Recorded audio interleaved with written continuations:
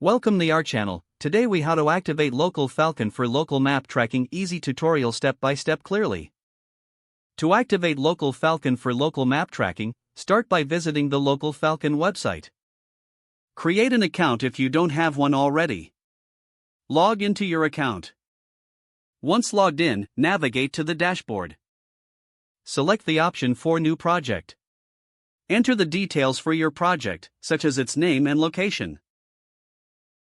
Next, choose your tracking settings. Decide how many tracking spots you want to analyze. Set the radius around your location. Click on Generate Map to preview your tracking spots. Review the generated map to ensure it meets your needs. If everything looks good, proceed to the payment section. Complete your purchase to activate your project.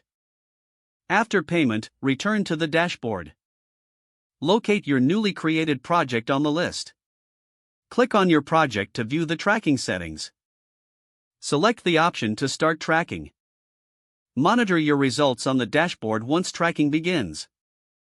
You can use filters to analyze different data points. Regularly check back for updated tracking results.